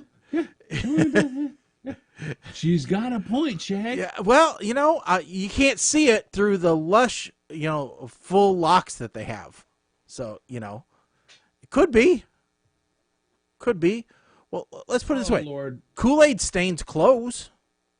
Why wouldn't it stain your hair? Why wouldn't it stain your head? That's what Cyndi Lauper used to use. Yeah. She used Kool-Aid. That's how she had all those funky haircuts back in the Goonies days. Yeah. Yeah, I guess. I mean, it was cheap and easy to do. Go ahead. My sister did the same thing. So real quick, Colin, before we get into our movie reviews, I just want to go back real quick and cover something we started to talk about, which was that YouTube TV. So it's $65 a month. Has pretty much all the channels, and has a DVR that has unlimited recording for 6 months. So basically, you could record everything, and it just after 6 months, it gets deleted. yeah, that's the only downside. See, because my wife has stuff on the DVR from like 4 years ago. So it means I have to find it and grab it. Yeah. But it does mean you can grab literally everything. Like, you just want to set the Hallmark channel to just record absolutely everything that happens on the channel. Yeah. Then you have 6 months of the Hallmark channel saved up on your DVR. Anyway, just want to finish that off. It's I've been using it now for, I think, at least a year now, and it's been really good. Yeah. Now, Hulu's service, on the other hand, will let you save for a long time. It doesn't roll off, but it does have a limit to how much you can save. And by the way, Shaggy, it's funny the way you're coughing like that. I was just thinking about it. A year ago, someone would cough like that, and you could easily just point and joke and be like, "Bitch got the Rona." Yeah. Now you do that, and everybody's like, "No." Well, did you guys see? There's actually a movie about that. What the hell is it? About what? There's a pandemic movie. Yeah, they need to hold off on that. I mean, that's. It's. I can't see anybody making money on that right now. What the hell is it called? Trying to. What's it? Upcoming movie about pandemic. Is it called Songbird? Yeah, it is. It's about COVID-23. Literally, they called it out. COVID-23. Michael Bay did it. Okay. And it's coming out this year. A mutated strand of coronavirus called COVID-23 wreaks havoc on the world in the movie Songbird. The first trailer dropped a couple weeks ago, I think. Oh, actually, late in early November. It's a dystopian, scary world, but it's a romantic movie about two people who want to be together, but they can't. They can't because of social distancing and quarantining. Well, he has a natural immunity, and she lives with her elderly grandmother who was just diagnosed with it. And there's death squads. Where'd they get that idea from? It's just a weird movie. And yeah, Colin, I think you're right. I think it's a bit, I don't know. I think it's a little, it's a little weird. Yes. I don't know. So, so first of all, Michael Bay, we get a little tired of Michael Bay. I'm not going to lie. To make a movie based off of what potentially could be a real thing, COVID-23. Mm-hmm. Well, it will eventually because we've had coronaviruses for a long time. Well, and that's my thing. COVID-23 is going to happen. You know this. Mm-hmm. It's just a question of when and how bad it's going to be. Yeah. Is it something that flies under the radar? Because look, this COVID-19. This is not the first coronavirus. That's why we're 19. Yeah. Hell, cats have had coronavirus since the Dark Ages, for Christ's sake. There was actually a question. This one up now. There was actually a question about this latest mutation of it, which has now been found in the States, by the way, about whether that was a true separate new coronavirus or whether it was just a mutation of the original 19. And whether they should actually increment the number. No. I'm just saying. There was a question about it. Doesn't matter because it's all going to go away next week. And on that note, Mike, I thought it was all going to go away in November, man. And then they said it was all going to go away January 1st. Man, this December sucks. It's like the Mayans predicting the end of the world, man, and the date just keeps getting pushed out. Man, where's Nostradamus when you need him?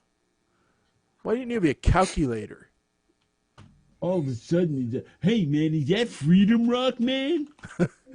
Well, yeah, man. Up, man. So that's going to be that's going to be the side effect of 23, is that everybody is going to talk that way. Hey, Woodstock will become another thing. Bell bottoms, all the time. That's how you're gonna know. Somebody got bell bottoms on. Bitch got 23. That's how you know. Well, speaking about talking like that, right? Wait. Now, hold on. Before I post this one up, I gotta go look and see. Along the lines of talking like that, so I recently had to go see my neurologist for my headaches and for my neck. And I was actually going to ask him about what his thoughts were on medical marijuana because believe it or not, it's easier to get drugs than it is to get pain medication for migraines, because so many people have ruined opioids. So it's exceedingly difficult for me to get the pills that I normally get. And so I was going to ask him about pot. But my wife, voiced an objection to it. And I'm like, okay, well, she's concerned about it. She doesn't want me turning into a pothead, which I understand that as well. So I ended up not asking him about it. I'm like, okay, well, if it's still something in another 6 months when I go to see him, I can ask him about it then. It's not like I can never bring it up. So I got home and she's like, well, did you ask him about the weed? And I'm like, no, you said you weren't interested in me, consuming, doing the pot. So I held off on it. And we just happened to be watching a show. I think it was like I don't know if it was Going RV or it was Alaska or something like that. But they were obviously stoners. And it was like, hey, man. And she's like, I just don't want you to start talking like that. She's like, that's my main concern. I just don't want you to be, high all the time. And I'm like, well, I don't, that's not the purpose, is to be lit all the time. So, but they opened a dispensary down the road from me. So, Okay, now it makes sense. So, no. The reason why it's called COVID-19 is not because it's 19. It's because it came out in 2019. Mama Blair posted this. It's because it came out in 20. It was discovered Yes. in 2019. Okay, now I get it. I thought she was saying because it came out in 2019. I thought she was referring to the movie Songbird, and I'm like, well, no, that came out in December. But so that's what I was looking up. That's why I delayed posting it. But then there's a follow-up that's too long to fit in the thing. If you're following us along on Facebook or watching on Facebook, you would have seen the full comment. Yeah. No, according to the Doomsday predictions, the next date for the end of the world is 2021, 2026, 2028, and then we got 2029, and then in 2021. We don't know exactly. We just say that there's a rapture by 2021 at the latest.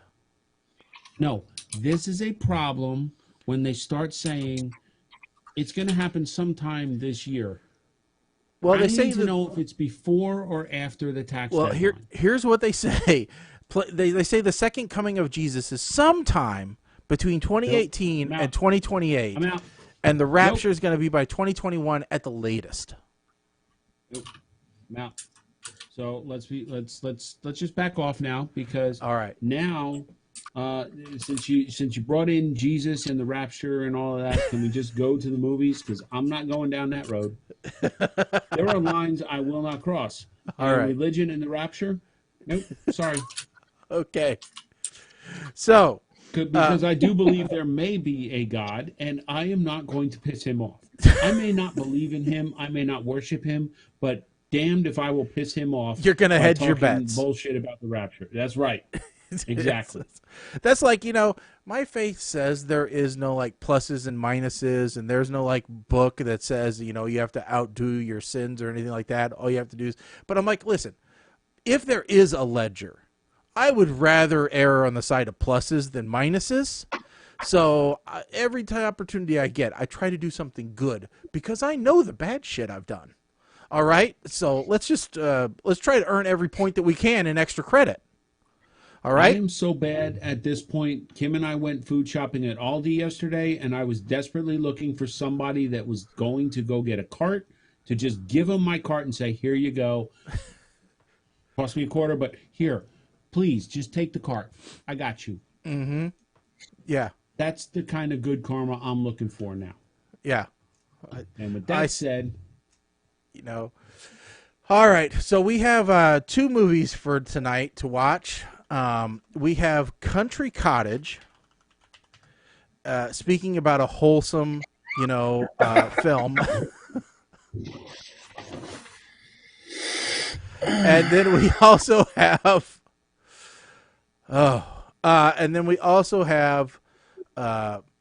The Sleepover. So let's just clarify for those that watched last show.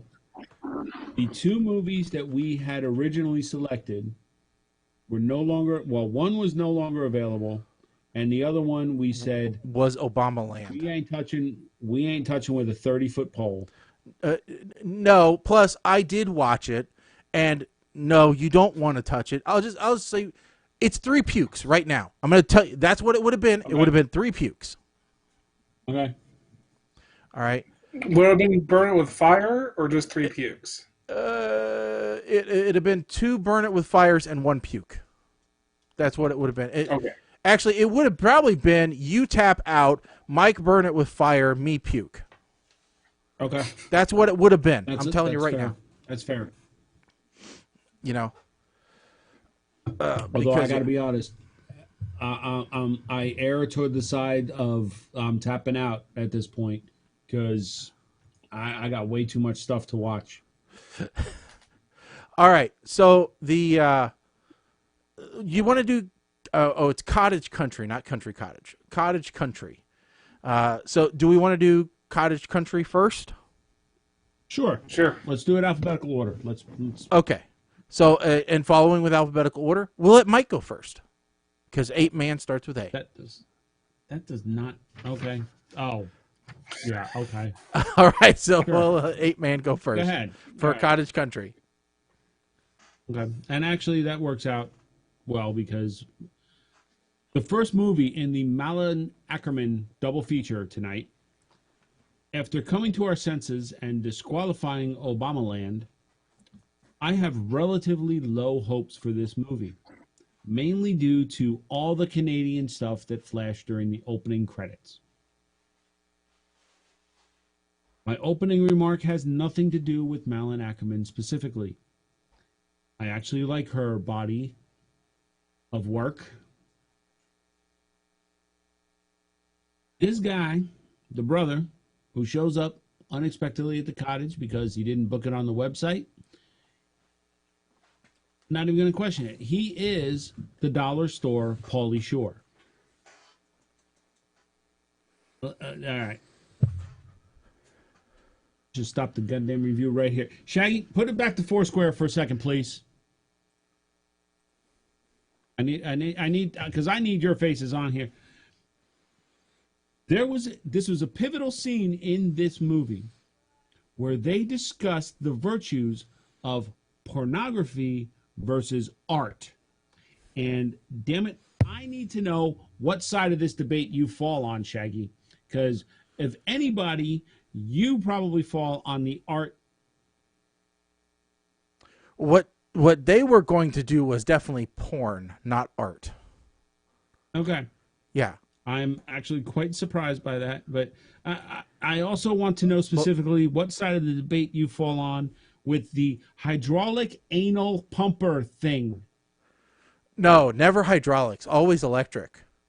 Much less complications with electric than hydraulic. You just have to watch Junkyard Wars one episode to know hydraulics always a problem. Okay, you can come back to me then. All right. Spoiler alert. Don't you just hate when you accidentally kill your brother by hitting him in the head with an axe? Rubber boots with bare legs. That don't work. Ask any Bering Sea crab fisherman. Any liquids just pool up in your boots. You gotta have pants on over the rubber boots. I'm very sad, but I know that this Jewish guy he's gonna die now. I know it. I told you, they're gonna disrespect him by singing Hava Nagila instead of giving him some kind of Baruch Atah Adonai Eloheinu et Shalom prayer. No.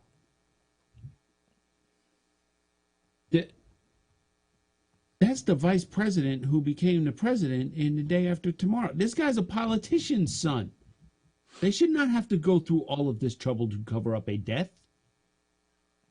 Just saying. Happened before. She wants to get married in the murder cottage with the murder shed and probably a murder toilet. What the hell's wrong with this woman? Jumping Jehoshaphat, she sleepwalks and talks. This does not bode well for our hero at all, now does it? And here comes the crazy. Never trust a woman in a Ford Taurus because they be crazy as hell. I told you. Crazy as hell. This mofo got shot in the head and lived, but he's 10-second Tom now. What was the point of even showing that? So I was going to give this a meh. But at the very end, when they showed him as 10-second Tom on the dock with his former president dad, I said there was no point for that scene whatsoever. They could have just had the two of them die, Romeo and Juliet style, and that would have been a perfect ending. So instead of a meh, I got to give this a shrug.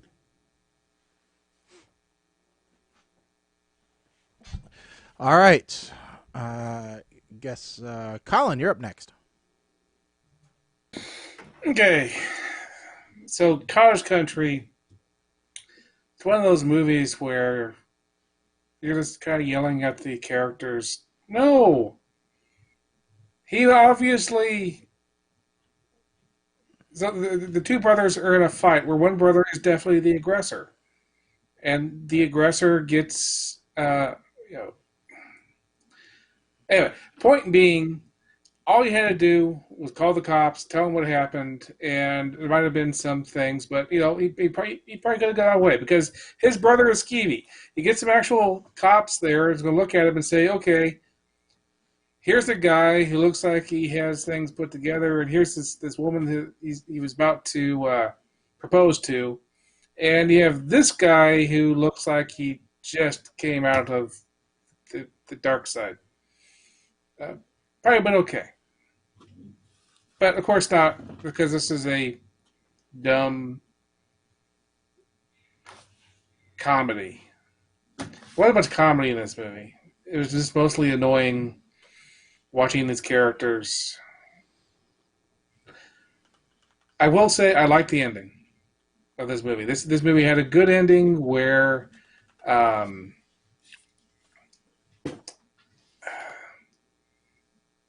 it's like, okay.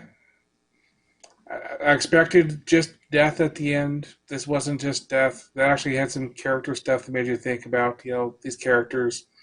That was pretty good. So where's Tyler Labine? If that's how you pronounce his name, I don't know. We've seen him in many movies over the last year, and he always is the Dollar General Jack Black. And he's also, more recently, he's been on New Amsterdam, where he isn't Jack Black anymore. He's doing a good job being his own actor, doing his own stuff. And I liked him in New Amsterdam, but I keep seeing him in these terrible old Jack Black ripoff movies. And I'm like, man, I hope whatever he does with his career, he doesn't just go back to these, because he actually has some acting ability, and he should really stick with that. But for this movie, I'm going to give it, I think, belch. Is that verp, whatever that thing is? The less than meh. There you go. Okay. So that's actually where I landed with a shrug, was less than meh. Shrug is less than meh. Yeah, verp is lower on the scale. Yeah, slightly lower than shrug. Okay, so Slightly lower than shrug. okay. All right. My turn here. All right. So I was looking forward to this. All right, I really was, because I'm like, okay, Cottage Country. Saw the trailer, thought, okay, this is going to be like a couple's version of Tucker and Dale versus Evil. I mean, come on, with that type of lead in, this is going to be funny. It's going to be a good movie. And even starting to watch it, I'm like, okay, look at this here. We're getting some Office Space vibe where we got this lowly guy who gets put on by his boss. Something's going to come of that. It's good. It's good. It's not good. This is not good. Brother shows up smelling like I could smell him through the screen, and he smelled like he looked. Like a sock that had a skunk squirt in it, that then had a roast beef sandwich in it for a month. That was the brother. And, you knew the moment they started fighting, you knew somebody was going to die, and it wasn't going to be the lead character. All right. I agree with everything Colin and Mike said here. This is a cheap ripoff of a Tucker and Dale versus Evil. It's not that great. And then the fiance going all psycho and killing the other girl, and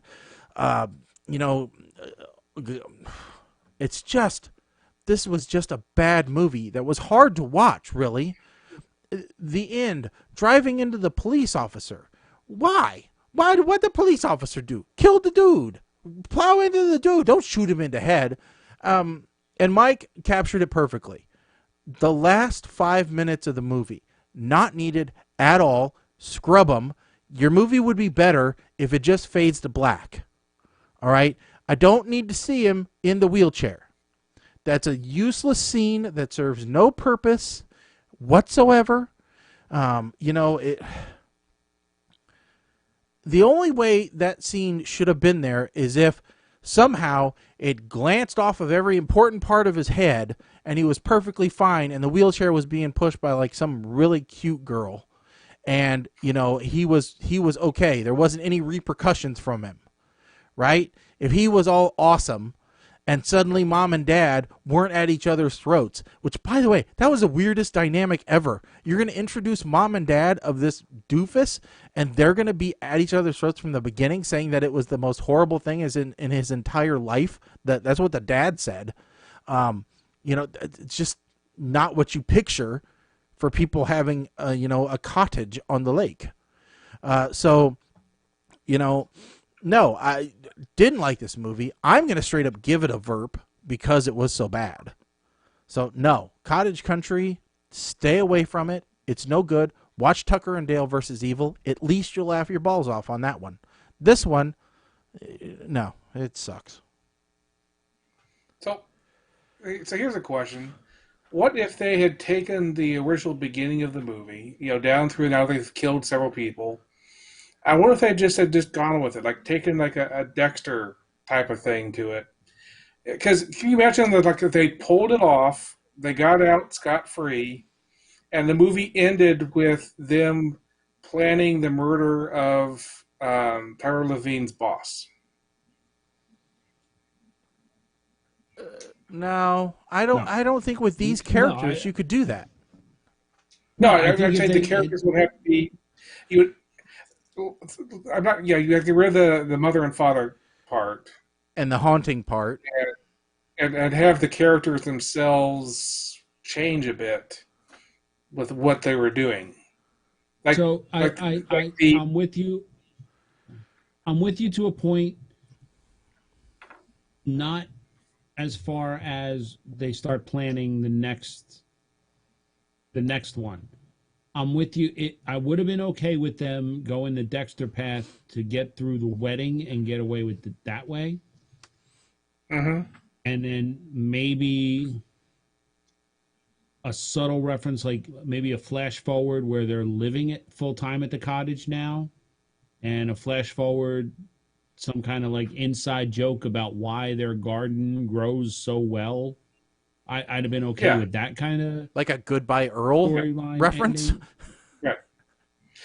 I just say they could have gotten away with it being a dark comedy if they'd done something more like that. I mean, this has turned into a Twilight Zone tragedy thing, and there just wasn't any comedy. Yeah, I agree. I don't. I'm glad you agreed with me on the ending, because the ending, I'm just like, what? Yeah. What is this scene? What is it? This is like Lord of the Rings stuff. We don't need this ending. No. It was. We didn't need the ending, but it was the only thing in the ending that gave me any feeling of character at all. Oh. That's all I'm saying there. I'm not saying it's good. And we actually reviewed a Tyler Labine movie. Oh, did we? Back in June. He was in Tucker and Dale versus Evil. Was he? Yeah. Yeah. And surprisingly, Colin and I both gave that shnikes, and Shaggy gave it an S-eating grin. Yeah. Yeah. That was a good movie. That's why this is compared to that. Yeah. Yeah. And Colin, that's not I think there's another Tyler Labine we've done, too. I like him very much in, like you said, in New Amsterdam. I think he's very, very good in that role. Yeah. I'd be curious. I'd have to look and see what else he's done. I do know his face from other movies. So, well, yeah, he was actually Dale in Tucker and Dale, so he was the lead character there. So yeah, should have been better. Yeah, alongside alongside the guy from Serenity, Firefly. Yeah. Anyway, whose Alan name is Alan Tudyk. Yeah. Okay. Next movie, The Sleepover on Netflix. By the way, if you do want to make your life worse and watch that, that's available on Amazon Prime. The Sleepover is available on Netflix. It's a Netflix original. Summary: when two siblings discover their seemingly normal mom is a former thief and witness protection who's been forced to pull one last job, they team up to rescue her over the course of an action-packed night. All right. So with that said, we will go in the same order. Mike. Okay. Part 2 of the Akerman double feature. And I'm glad to see that crazy Akerman carried over from the last movie. That was hot. The dad in the car,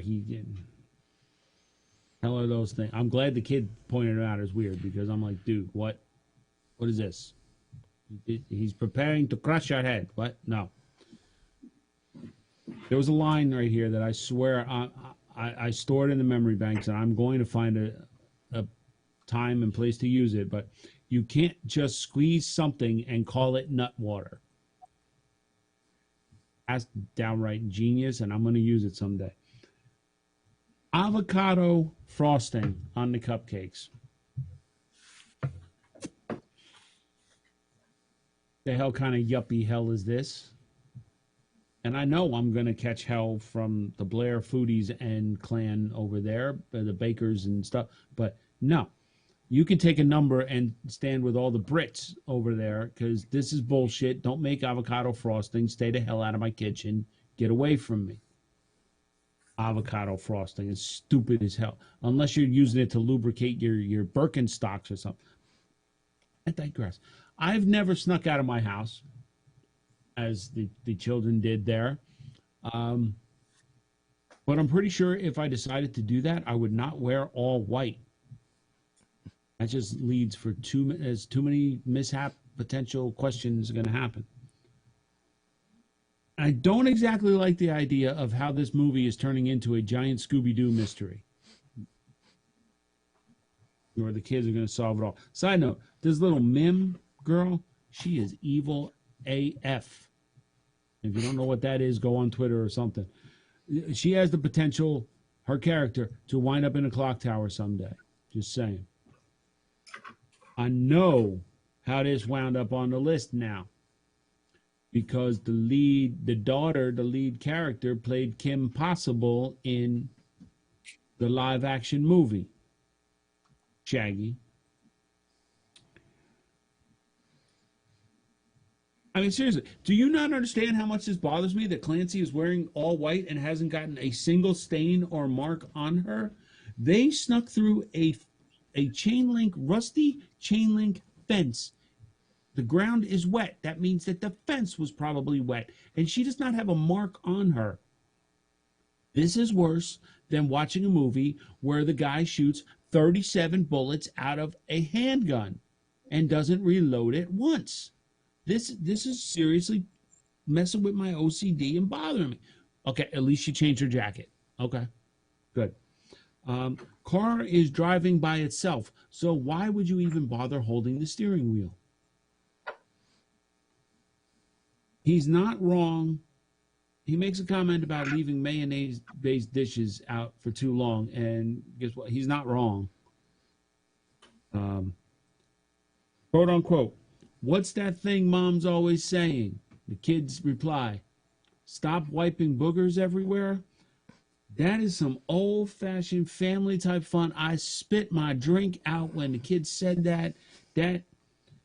That's top-shelf comedy right there. And look at Allergy Boy getting all bougie badass all of a sudden, wanting to sneak through the air vents to get them inside. I do want to know in what world, anyone, what world does a Dodge Grand Caravan keep up with a Porsche? Bueller? Anyone? No. All right, well, look, I'm going to give this one a smile. Good, clean, family fun movie.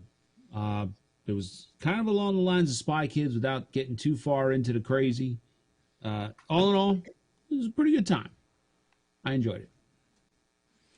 All right, Colin. So what was your score there? I gave it a smile. Oh, okay.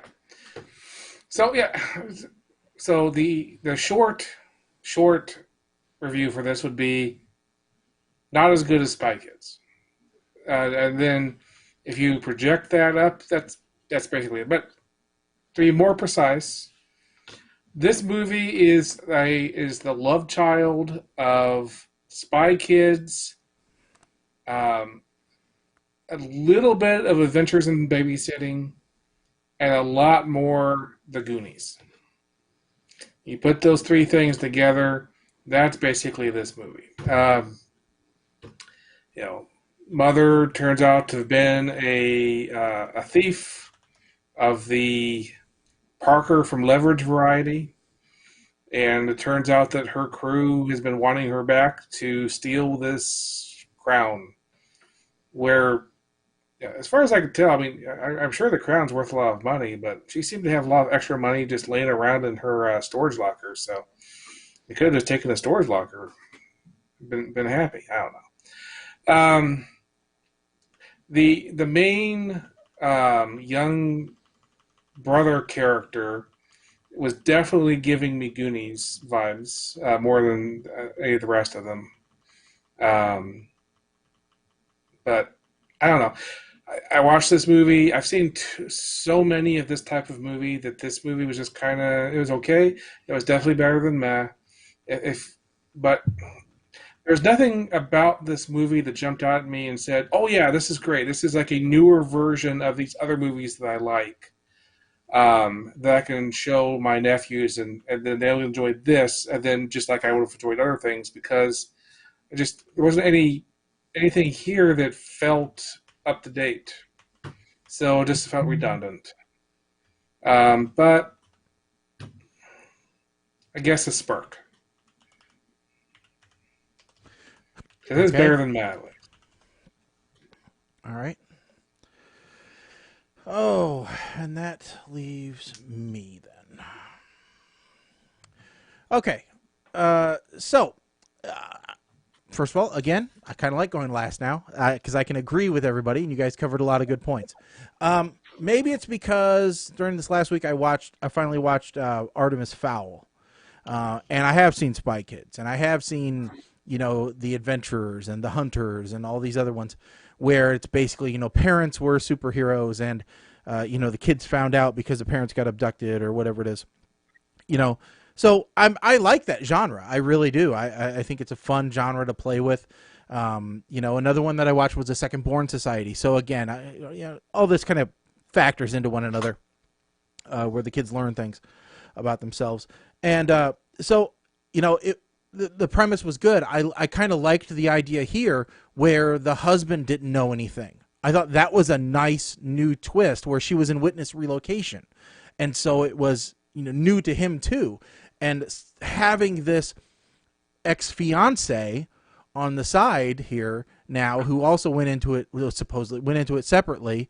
And, you see how they click, how the two ex-thieves click together, and it's all second nature to them. And they're just back to working as normal again. And talking about all these adventures that they had, and you see this geeky husband who's a pastry chef, just there in the middle going, okay, yeah, I know, get a room, feeling kind of out of place, and like he was just there to be her cover, that what they had wasn't real. I thought that gave it a good added dimension that usually when you're into this movie genre, the parents are together, right? They're in the same situation. They both were spies, or they both were whatever's together.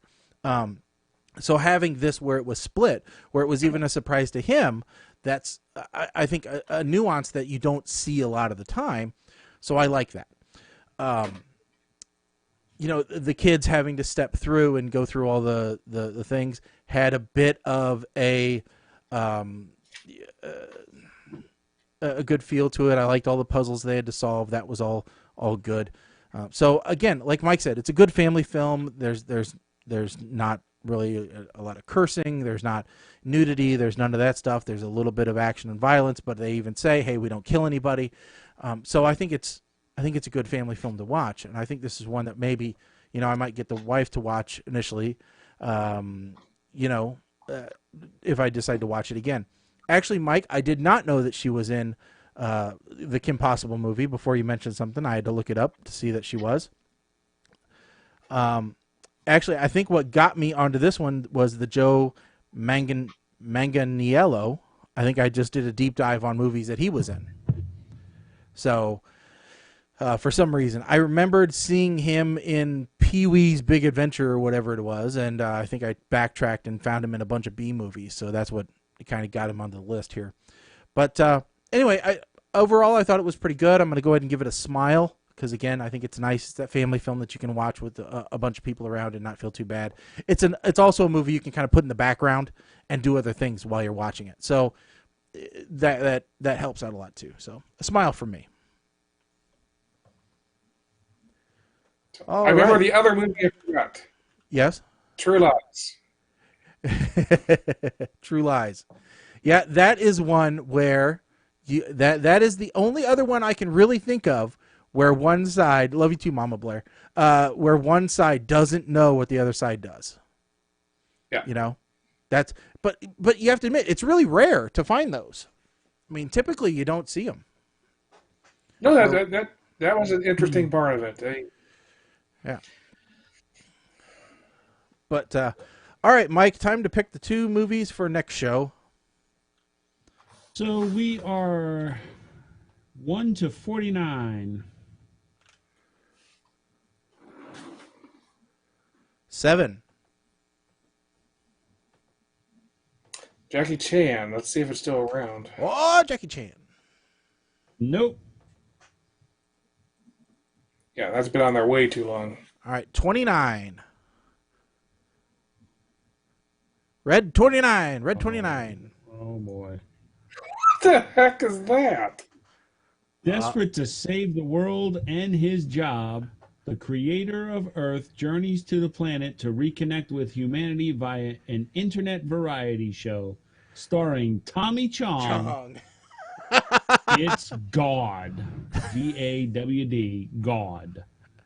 This, hold on, because I'm going to make sure that this gets copied over. This movie is everything right now, as my wife would say. This is going to be Tommy Chong. Tommy Chong's got to save Earth, man. This is perfect. Yeah, I'm into that one. Well, he copies. Give us another number. All right. 15. This is about the dude from Friends. apparently it's gone. Okay. Killing Gunther. It's not available. 39. Yeah, pretty sure that this is available. Oh. Aaron Eckhart movie. Ooh. A security expert and ex-CIA agent living in Belgium must go on the run with his estranged teen daughter when they're both marked for assassination. Ooh. Oh, that sounds like that. Sounds like that Mel Gibson movie we watched. What was this one called? Yeah. Erased. 2012 movie. Oh, I thought it was. 6.1 out of 10 according to IMDb. Yeah, I've never heard of it. It sounds interesting. I think both of these sound interesting. Yes, two opposite ends of the spectrum. Tommy Chong, Aaron Eckhart. All right, it ought to be a good time. Yep. Ought to be a good time. And we said, let me see, The Spy Next Door was not available. Oh, it wasn't? I thought I saw it on YouTube or on Netflix, but oh well, that's okay. No, if it is, we can add it back on. But Nah, it's okay. What was the other one that I just said was not? Oh, I don't forget. Killing Gunther. Killing Gunther. Because I was hoping it was about. It was like a Friends mockumentary. So, all right. This Tommy Chong one, I'm so looking forward to this. I'm not gonna lie. We're usually not looking forward to I don't think we've ever said I'm looking forward to a Tommy Chong movie. But whatever. All right. Yes. My Next Door is still on Netflix. All right. That's okay. Is it? That's all right. That's fine. All right, everybody, thank you so much for listening to PTR Radio here on the Fabulous Interweb. We do want you to follow along with us on social media. Don't forget, check us out, Twitch, YouTube, Twitter, Instagram, Facebook, everywhere. Just look for @PTR Radio. You can find us there. You can check out the show anytime. PTRradio.com is our website. More changes to that will be coming here in the near future. We'll be back in 2 weeks, so that puts us at the 1st. So February 1st, we'll be back here on the airways as it was. And who knows? You never know when we're going to pop in and do something spontaneous, like stream me playing Mario. It could happen. Probably won't. It could. But it could. You could watch me playing old school Mario Kart.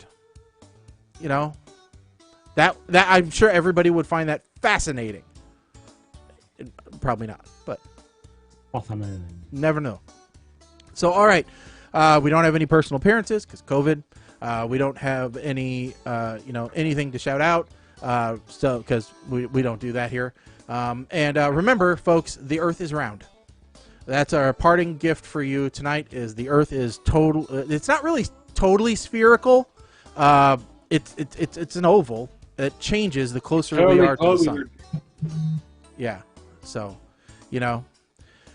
but definitely not flat like a pancake. All right, we know that for sure. All right. So, with that said, we'll see you guys in 2 weeks. I'm Shaggy. I'm Colin. I am Mike the Apeman. All right. Stick a fork in us, folks. We are done. Later.